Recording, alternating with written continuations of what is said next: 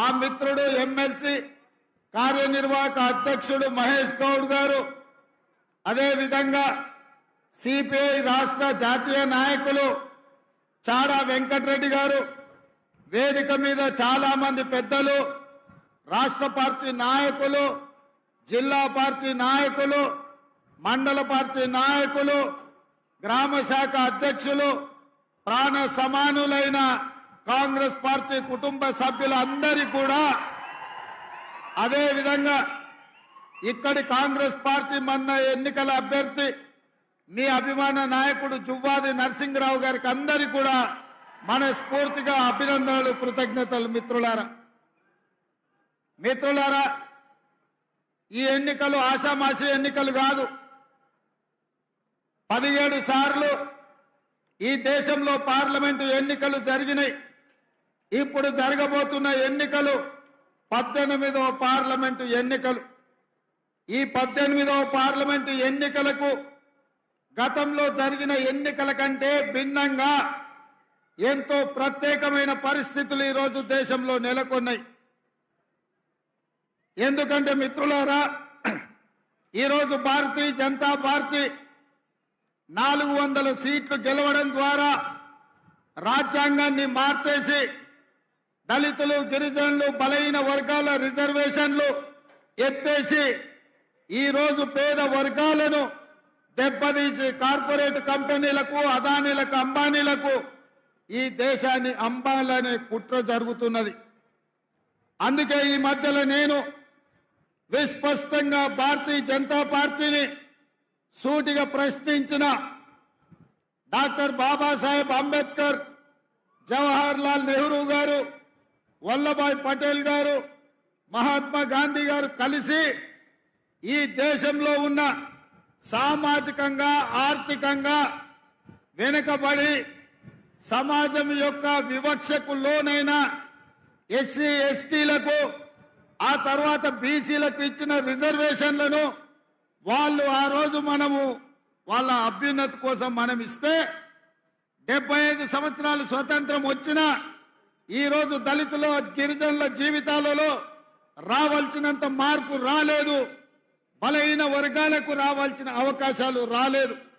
అందుకే రాహుల్ గాంధీ గారు కన్యాకుమారి నుంచి కశ్మీర్ వరకు 150 రోజులు 4000 కిలోమీటర్లు పాదయాత్ర చేసినప్పుడు బలహీన వర్గాలకు సంబంధించిన డాక్టర్లు, ఇంజనీర్లు, లాయర్లు, ఐఏఎస్లు, ఐపీఎస్లు, పీజీలు, పిహెచ్డీలు చదువుకున్న విద్యార్థులు రాహుల్ గాంధీ గారిని కలిసి ఈ దేశంలో మేము 52% ఉన్నాం, మా జనాభా లెక్కలు వేయండి, మా జనాభా దామాషా ప్రకారం మాకు రిజర్వేషన్లు ఇవ్వండి, మాకు నిధులను కేటాయించండి, మేము కూడా ఈ సమాజంలో భాగస్వాములమే, ఈ దేశ నిర్మాణంలో మాకు సముచితమైన అవకాశం ఇవ్వండి అని చెప్పి ఈ వర్గాలకు సంబంధించిన నాయకులు వచ్చి రాహుల్ గాంధీ గారిని కలుసుకున్నారు.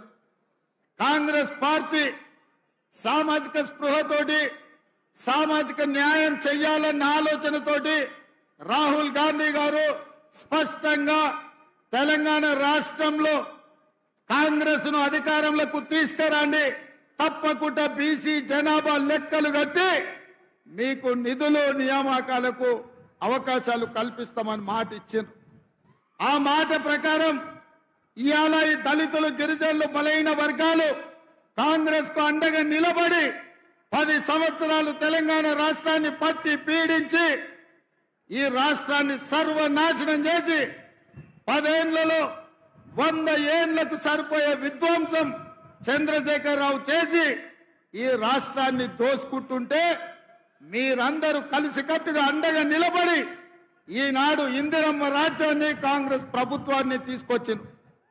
మరి ఇవాళ నేను అడుగుతున్న మిత్రులారా, మా బలహీన వర్గాల సోదరులను నేను అడుగుతున్నా, మా దళితులను, మా గిరిజనులను నేను అడుగుతున్నా, మీ అండతోని, మీ ఆశీర్వాదంతోని ఇవాళ ఈ తెలంగాణ రాష్ట్రానికి ముఖ్యమంత్రిగా బాధ్యతలు చేపట్టిన నేను, మా మిత్రుడు శ్రీధర్ బాబు గారు, మా మిత్రుడు పొన్నం ప్రభాకర్ గారు ఈరోజు బలహీన వర్గాలను, జనాభాను లెక్క పెట్టండి అని మంత్రివర్గంలో పాస్ చేసినాం. శాసనసభలో తీర్మానం చేసినాం, దానికి సంబంధించి నిధులు కేటాయించినాం.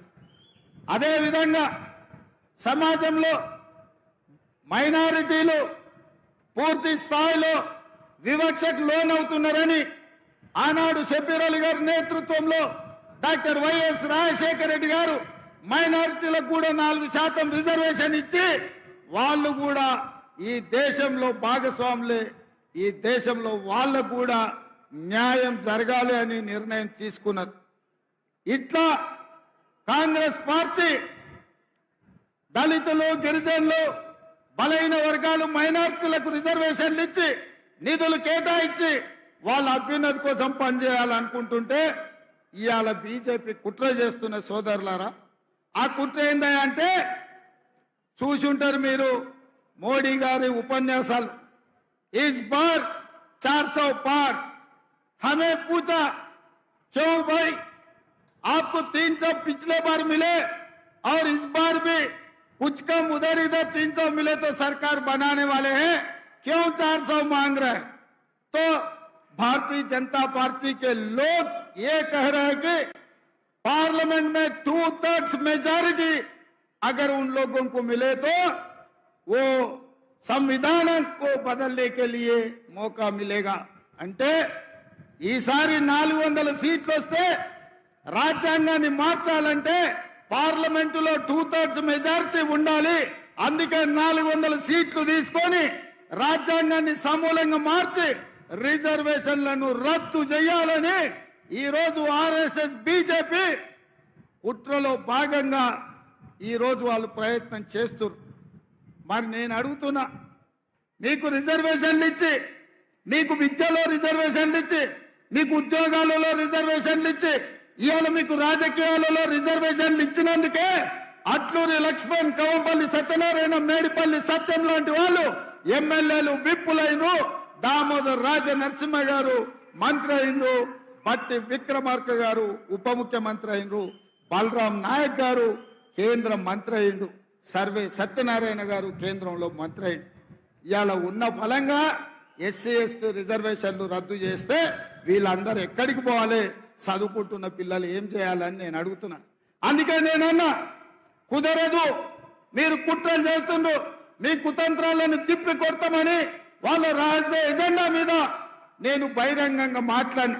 భారతీయ జనతా పార్టీని ప్రశ్నిస్తే ఈ దేశ ప్రధానమంత్రి నరేంద్ర మోడీ, ఈ దేశ హోంశాఖ మంత్రి అమిత్ షా నా మీద పగబట్టి ఢిల్లీలో కేసు పెట్టిండ్రు.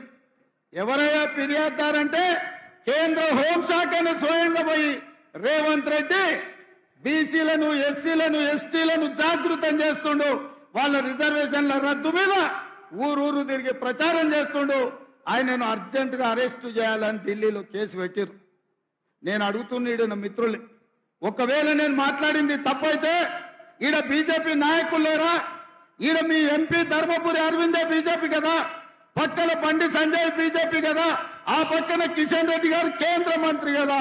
తెలంగాణలో ఎందుకో కేసు పెట్టలేదు, ఎందుకో ఫిర్యాదు చేయలేదంటే ఈడీ, ఇన్కమ్ ట్యాక్స్, సిబిఐ కాదు, ఈ రోజు ఢిల్లీ పోలీసులను కూడా ఉపయోగించి మనల్ని భయపెట్టాలని చూస్తున్నారు. నేను అడుగుతున్న మిత్రులారా, ఇక్కడ చాలా మంది యువకులు 10 ఏళ్ళు చంద్రశేఖరరావు చేసింది ఇదే కదా. మన కార్యకర్తల ఆస్తులు ధ్వంసం చేసిండు, అక్రమ కేసులు పెట్టిండు, హత్యలు చేయించిండు. అయినా కార్యకర్తలు ఎవరు చంద్రశేఖరరావుకు లొంగలేదు, తిరగబడి చంద్రశేఖరరావును బొందబెట్టిరు. మొన్న జరిగిన డిసెంబర్ ఎన్నికల్లో కేసులకు భయపడతామా సోదరులారా? మీ సోదరుడు మీ రేవంత్ అన్న కేసులకు భయపడతాడా? చంద్రశేఖరరావు చెర్లపల్లి జైలుకు తోలితే భయపడ్డామా? చెంచల్గూడ జైల్లో బంధిస్తే భయపడ్డామా? తిరగబడి కొట్లాడినాం, కేసులు పెట్టినోని ఇవాళ పండబెట్టినాం, గోతి తీసి పాతి పెట్టినాం. నేను అదే మాట చెప్పదలుచుకున్న బీజేపీ నాయకులకు, మీరు ఢిల్లీలో పోలీసులు ఉండొచ్చు, ఈడీ ఉండొచ్చు, ఇన్కమ్ ట్యాక్స్ ఉండొచ్చు, సిబిఐ ఉండొచ్చు, మీ దగ్గర, నా దగ్గర 4 కోట్ల తెలంగాణ ప్రజలను, 50 లక్షల తెలంగాణ యువకులు ఉన్నారు. ఈ 50 లక్షల తెలంగాణ యువకులతోనే తెలంగాణకు వచ్చిన దరిద్రం, చీడను, పీడను చంద్రశేఖరరావును వదిలించినాం. మా వాళ్ళ దెబ్బకు చంద్రశేఖరరావు నడుము ఇరిగి బోర్ల బొక్కలు వాడి బొక్కలు ఇరిగి బోర్ల పడ్డాడు. మరి ఇవాళ గుజరాత్ నుంచి వాళ్ళిద్దరు కూడా బయలుదేరి నిన్నటికి నిన్న మోడీ గారు వచ్చారు. ఆయన ఈ దేశ ప్రధానమంత్రి, ఆయనను గౌరవించాల్సిన బాధ్యత మన మీద ఉన్నది. ఒక ప్రధానమంత్రిగా వయసులో పెద్దవాడిగా 13 సంవత్సరాలు ముఖ్యమంత్రిగా 10 సంవత్సరాలు ప్రధానమంత్రిగా చేసిన నరేంద్ర మోడీ గారిని, వయసులో చిన్నవాడిని, మొదటిసారి ముఖ్యమంత్రి అయిన వాడిని తప్పకుండా వారిని గౌరవిస్తా, వారు ఎదురు పడితే నమస్కారం కూడా పెడతా. కానీ నరేంద్ర మోడీ గారు ఈ దేశ ప్రధానమంత్రిగా కాకుండా గుజరాత్ వాడిగా తెలంగాణకు వచ్చి తెలంగాణలో మనల్ని తిట్టిండు, మనల్ని శాపించిండు, మనల్ని దెబ్బతీయాలని కుట్ర చేస్తున్నాడు. ఎవరైనా ఎన్నికలప్పుడు వస్తే ఈ ప్రాంతానికి ఏమి ఇస్తారో, ఈ ప్రాంతానికి ఏం తెస్తారో చెప్పాలి. ఇవాళ నిన్న అది చెప్పలేదు. గతంలో కాంగ్రెస్ పార్టీ బయ్యారం ఉక్కు కర్మాగారం ఇచ్చింది, దాన్ని రద్దు చేసిండు. రైల్వే కోచ్ ఫ్యాక్టరీ ఇచ్చిండు కాజీపేటలో, రద్దు చేసిండు. ITIR కారిడార్ ఇచ్చిండు, రద్దు చేసిండు. IIM IITలు ఇచ్చిండు, రద్దు చేసిండు. పాలమూరు రంగారెడ్డి ఎత్తిపోతల పథకానికి జాతీయ హోదా ఇస్తే రద్దు చేసిండు. అంతెందుకు మీ గుండె బాండ్ పేపర్ రాసిచ్చాడు, 5 రోజులలో పసుపు బోర్డు ఇస్తా అని. 5 ఏళ్ళైనా ఇయ్యలే. నరేంద్ర మోడీ గారు ఏమైనా అది చెప్తారేమో అని నేను అనుకున్నా. నిజామాబాద్కు పసుపు బోర్డు ఇస్తా అన్నాం, ఇస్తున్నాం తీసుకోండి ఆ రైతులకు అని. చక్కెర కర్మాగారాన్ని ఇయ్యాలొచ్చి మాటలు చెప్తున్నాడు ఆయన. పసుపు గిట్టుబాటు ధర లేదు, ఎర్రజొన్నలు గిట్టుబాటు ధర లేదు, మొక్కజొన్న గిట్టుబాటు ధర లేదు. మీ చెరుకు కర్మాగారం తెరిచే పరిస్థితులు లేవు. ఇవేవి చెప్పలే. కాంగ్రెస్ పార్టీని ఈ దేశంలోనే లేకుండా చెయ్యాలి అని వారు అంటున్నారు. కాంగ్రెస్ ముక్త్ భారత్ అంటున్నాడు. నేను అడుగుతున్నా, కాంగ్రెస్ ముక్త్ భారత్ అంటే మేము ఇచ్చిన రిజర్వేషన్లు రద్దు చేయడమే కదా? కాంగ్రెస్ ముక్త్ భారత్ అంటే మేము ఇచ్చిన తెలంగాణను అవమానించడమే కదా? దీనికోసం నరేంద్ర మోడీ గారు 7 విమానాలు వేసుకొచ్చి మెదక్ జిల్లాలో మీటింగ్ పెట్టి మనల్ని తిట్టిపోతాడా? ఇదే కాదు, నేను ముఖ్యమంత్రి అయిన తర్వాత వారిని కలిసిన. హైదరాబాద్ నగరానికి మెట్రో రైలు కావాలి, మా నగరం విస్తరించింది, విశ్వ నగరం అయ్యింది, దీనికి మెట్రో రైలుకు అనుమతులు ఇవ్వండి, నిధులు ఇవ్వండి అన్న పైసి ఇవ్వలే, ఆ మాట ఊసెత్తలే. మూసీ రివర్ ఇవాళ మురికి కూపంగా మారింది. హైదరాబాద్ లో ఉండే కాలుష్యం అంతా మూసీ చెరువులోనే, మూసీ రివర్ లోనే పోతుంది. దాన్ని ప్రక్షాళన చేసి మూసీ రివర్ ఫ్రంట్ చేయాలి, మూసీ రివర్ డెవలప్మెంట్ ఫ్రంట్ కావాలి అని అడిగిన. ఏమాత్రం ఇయ్యలేదు. హైదరాబాద్ నగరానికి దాహర్తిని తీర్చడానికి ఇవాళ కృష్ణా జలాలను అదనంగా తరలించాలని అడిగిన, మనకివ్వలేదు.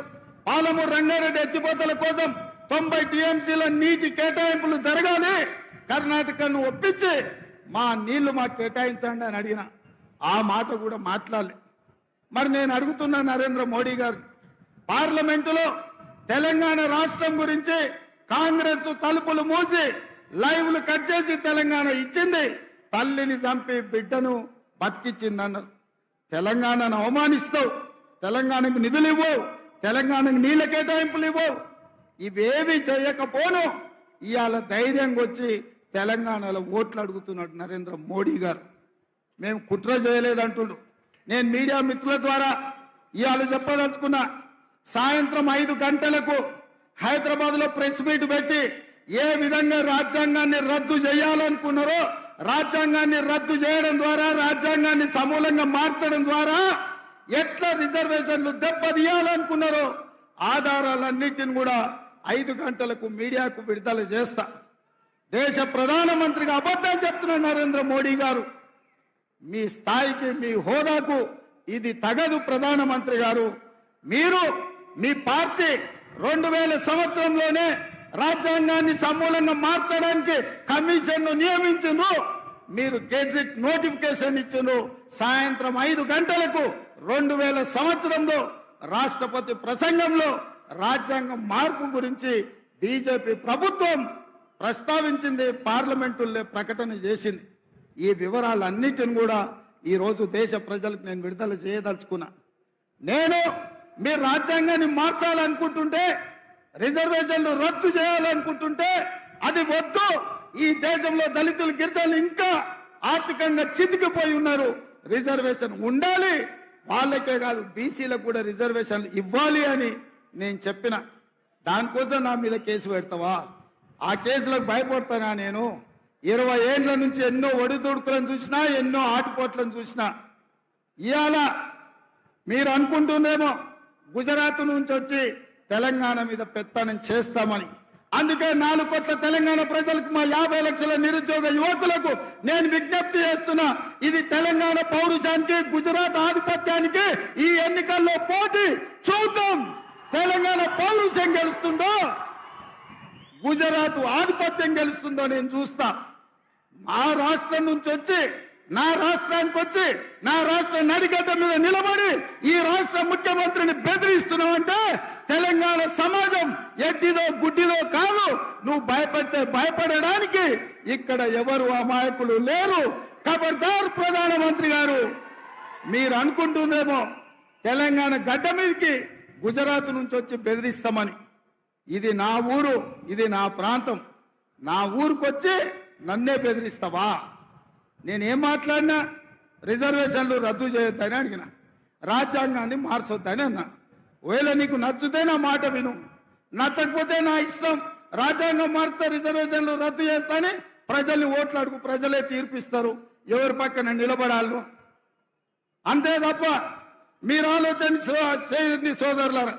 పక్కూరోడు మన ఊరికొచ్చి మన ఊరు చౌరస్తలు నిలబడి మనల్ని అవమానించే విధంగా మన ఊరు వాళ్ళను తిట్టు ఊరుకుంటే మనం ఊరుకుంటామా? ఉంటామా? మనకేమన్నా విభేదాలు ఉండొచ్చు, మనకు భిన్నాభిప్రాయాలు ఉండొచ్చు, కానీ మన ఊరు గౌరవం వచ్చినప్పుడు ఊరంతా ఏకంగా కావాల్సిన అవసరం ఉందా లేదా ఒక్కసారి ఆలోచన చేయండి. ఇవాళ నన్ను 1 తారీఖు నాడు అంటే ఇవాళ ఢిల్లీలో పోలీస్ స్టేషన్లో హాజరుగామని హుకుం జారీ చేసిండు అమిత్ షా గారు. ఏం దౌర్జన్యమయ్యా ఇది? నేను ఇవాళ కోరుట్లలో మీటింగ్ పెట్టుకున్నా, సాయంత్రం కుక్కట్పల్లిలో పెట్టుకున్నా, ఆ తర్వాత శేర్లింగపల్లి పెట్టుకున్నా, రేపు జగిత్యాలకు వస్తున్నా. నేనంట ఎన్నికల ప్రచారం అంతా మానేసి ఢిల్లీ పోలీస్ స్టేషన్లో రాజ్యాంగం ఎందుకు రద్దు చేస్తున్నారు, రాజ్యాంగాన్ని ఎందుకు మారుస్తున్నారు అని అడిగినందుకు ఢిల్లీ పోలీస్ స్టేషన్లో ముద్దాయిగా పోయి నేను హాజరు కావాలనంట. ఇదేనా మీ నీతి ప్రధానమంత్రి గారు? మీకు ప్రధానమంత్రిగా బాధ్యత ఇచ్చింది ప్రజలు రేవంత్ రెడ్డిని పోలీస్ స్టేషన్లో వేయడానికేనా? ఇదా మీరు నేర్చుకున్నది? ఇట్లా భయపడి ఎంతకాలం మీరు రాజ్యాన్ని వెళ్తారు? ఇట్లా భయపట్టించి ఆధిపత్యం చెలాయించి అన్యాయంగా రాజ్యాలు ఏలాలనుకుంటే నిజాం నవాబ్కి ఏం గతి పట్టిందో కనుక్కోండి. రజాకర్ల పరిస్థితి ఎక్కడికి పోయిందో మీరు ఒక్కసారి తెలుసుకోండి. ఈ ప్రాంతం కొమరం భీం రామ్జీ గోండు, సర్దార్ సర్వాయి పాపన్న, చాకలి ఐలమ్మ, దొడ్డి కొమరయ్య లాంటి వీరులు ఏలిన ప్రాంతం ఇది. ఆ పౌరుషం మాలో ఉంది. మీరు భయపెడితే భయపడడానికి ఈడ ఎవరు సిద్ధంగా లేరు. మీరు 4 సీట్లు 5 సీట్లు తెలంగాణలో గెలుచుకోవాలంటే మమ్మల్ని భయపెడితే ఒక్క సీటు కూడా రాదు. మీరు చేసిన పని చెప్పుకోండి. మీ కార్యకర్తలు మీరు ఏంది మొనగాల్లో, మీరు మీ ఎంపీలు ఏం పని చేసిరో చెప్పండి. ప్రజల్ని ఒప్పించండి, ప్రజల్ని మెప్పించండి, తెలంగాణకు నిధులు ఇవ్వండి, తెలంగాణను అభివృద్ధి చేయండి. అప్పుడు తెలంగాణ ప్రజలు మిమ్మల్ని స్వాగతిస్తారు తప్ప భయపెట్టి మా మీద పెత్తనం చేయాలంటే నిజాంలకు రజాకర్లకు వచ్చిన గతే భారతీయ జనతా పార్టీకి పడుతుందని చెప్పి నేను ఈ సందర్భంగా తెలియజేస్తున్నా. మిత్రులారా, ఇవాళ మనం మెట్రో రైలు అడిగినాం, మనకేమిచ్చిండ్రా అంటే గాడిద గుడ్డి ఇచ్చిరు. అదొక్కసారి ఇక్కడ ఇచ్చిరు. సీనన్నకు అదొక్కసారి ఇట్లి, ఒకటి జీవనాన్న గుడి, ఒకటి జీవనాన్న గుడి.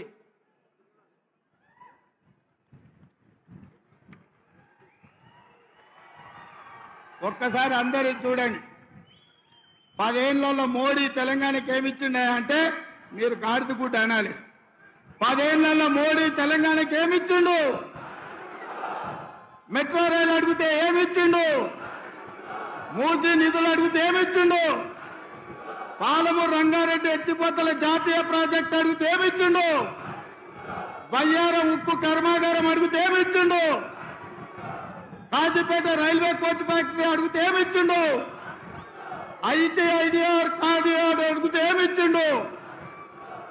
ఇవాళ తెలంగాణ రాష్ట్రానికి మోడీ ఏం తెచ్చిండంటే గాడిద గుడ్డు తెచ్చిండని చెప్పాలి మిత్రులారా. నిన్న మోడీ తెలంగాణకు వచ్చిండు, మనకేం తెచ్చిండు? గట్టిగా ఢిల్లీకి వినిపించాలి. నిన్న మోడీ తెలంగాణకు వచ్చిండు, మనకేం తెచ్చిండు? భారతీయ జనతా పార్టీ తెలంగాణకి ఏమి ఇచ్చింది? అరవింద్ నిజామాబాద్కి ఏం తెచ్చిండు? ఈ గాడిద గుడ్డు తెచ్చిన వాళ్ళకు తెలంగాణ ప్రజలు ఓట్లేయాలనా? పెద్దలు జీవన్ రెడ్డి గారు మీ అభ్యర్థి. నేను ఒక మాట చెప్పదలుచుకున్నా మిత్రులారా. చాలా మందికి పదవి వస్తే వాళ్ళ పరపతి పెరుగుద్ది, పదవి వస్తే వాళ్ళ గౌరవం పెరుగుద్ది, పదవి వస్తే వాళ్ళకు వన్నె వస్తుంది. కానీ పెద్దలు జీవన్ రెడ్డి గారు 1981లో సమితి ప్రెసిడెంట్ గా ఎన్నికైన కాడి నుంచి ఇవాళకి 43 సంవత్సరాలైంది. 6 సార్లు ఎమ్మెల్యేగా, ఓసారి ఎమ్మెల్సీగా, మంత్రిగా ఎన్నో రకాలుగా వారు ప్రజా జీవితంలో ఉన్నారు. వారి వల్ల పదవులకు వన్నె వచ్చింది తప్ప ఏ రోజు కూడా జీవన్ రెడ్డి గారు ఆ పదవులను అడ్డం పెట్టుకొని అధికారం చెలాయించడానికో అవినీతికి పాల్పడడానికో ఏ రోజు కూడా ఆ పదవిని వాడుకోలే. నాకంటే ఎక్కువ కోరుట్ల జగిత్యాల ప్రజలకు తెలుసు, కరీంనగర్ నిజామాబాదు బిడ్డలకు తెలుసు. అందుకే ఇవాళ వాస్తవంగా వారిని నేను కరీంనగర్ నుంచి పోటీ చేయమని రిక్వెస్ట్ చేసిన. గతంలో వారు చేశారు కాబట్టి వారు అన్నారు, ముఖ్యమంత్రి గారు నా వయసు దాదాపుగా 68కి వచ్చింది, నేను నా ప్రాంత ప్రజల మధ్యనే ఉండాలనుకుంటున్నా. అందుకే జగిత్యాల ఎక్కడ ఉన్నదో, కోరుట్ల ఎక్కడ ఉన్నదో ఆ పార్లమెంటు నిజామాబాద్ పార్లమెంటు నుంచే ఆ ప్రాంతంలో రైతులు ఉన్నారు. ఎర్రజొన్న రైతుల సమస్యలు ఉన్నాయి, చెరుకు రైతుల సమస్యలు ఉన్నాయి, ఒట్లు వండించడంలో గిట్టుబాటు ధర అవసరం ఉంది. అదే విధంగా పసుపు కావచ్చు, ఈ ప్రాంతంలో సోయాబీన్ కావచ్చు, మొక్కజొన్నలు కావచ్చు, అత్యధికంగా మామిడి తోటలు ఇలా రీసెర్చ్ సెంటర్ పెట్టాలని మామిడి తోటల రైతులకు అండగా నిలబడాలి. నేను శాశ్వతంగా నా ప్రాంత రైతాంగానికి రుణపడి ఉన్న నా చివరి క్షణం వరకు, ఆఖరి ఊపిరి వరకు ఈ ప్రాంత రైతులకు అండగా నిలబడాలి. నాకు అవకాశం ఇవ్వండి నిజామాబాద్ నుంచి అని పెద్దలు చెప్పాను. నేను సోనియా గాంధీ గారికి, రాహుల్ గాంధీ గారికి చెప్పిన, లేదు పెద్దలు జీవన్ రెడ్డి గారు ఈసారి నిజామాబాద్ నుంచి పోటీ చేయాలనుకుంటున్నారు, వారు విజ్ఞప్తిని మనము నిర్ణయం తీసుకోవాలి అని. వారు ఒకవేళ అట్లానే అనుకుంటే ఏం అభ్యంతరం లేదు, నిజామాబాద్ నుంచి పోటీ పెట్టు, మరి గెలిపించే బాధ్యత నీది సుదర్శన్ రెడ్డిదని నాకు చెప్పిండ్రు. ఎందుకంటే కోరుట్ల జగిత్యాల ఒక రకమైన వాతావరణం, మిగతా నిజామాబాద్లో ఇంకొక రకమైన వాతావరణం. అందుకోసం మరి ఎట్లా అంటే నేను వారికి చెప్పిన, నిజామాబాద్ జిల్లాలో ఉండే భూపత్ రెడ్డి కావచ్చు, ఎరావత్ అనిల్ కావచ్చు, సుదర్శన్ రెడ్డి కావచ్చు, మానాల మోహన్ రెడ్డి కావచ్చు, సునీల్ రెడ్డి కావచ్చు, వినయ్ రెడ్డి కావచ్చు, మహేష్ కుమార్ గౌడ్ గారు కావచ్చు, మహమ్మద్ అలీ షబ్బీర్ గారు కావచ్చు, వాళ్ళందరినీ కలుపుకొని ఖచ్చితంగా నిజామాబాద్ పార్లమెంట్ లో పెద్దలు జీవన్ రెడ్డి గారిని గెలిపించి ఢిల్లీకి పంపిస్తా. రేపు ఇండియా కూటమి కేంద్ర ప్రభుత్వంలో వారిని వ్యవసాయ మంత్రిగా చేయాలి. వాస్తవంగా నా మంత్రివర్గంలో అత్యంత కీలకమైన మంత్రిగా వారు ఉండాలి అని నేను భావించిన. కానీ జగిత్యాల అనుకోని పరిస్థితుల్లో ఫలితాలు తారుమారైనాయి. కానీ కొన్నిసార్లు ఓటమి కూడా అదృష్టాన్ని తెలుస్తుంది. నేను కొడంగల్ ఓడిపోయినా, అందరు అయిపోయింది అనుకోను, ఎంబడే మల్కాజ్గిరిలో ఎంపీకి గెలిపించారు, తర్వాత పిసిసి అధ్యక్షుడైన, ఆ తర్వాత ఈ రాష్ట్రానికి ముఖ్యమంత్రి అయిన మీరు ఆశీర్వదిస్తే. అంటే కొడంగల్ ఓటమి నాకు నష్టం తెచ్చిపెట్టలే, కొడంగల్ ఓటమి నాకు లాభాన్ని తెచ్చిపెట్టింది.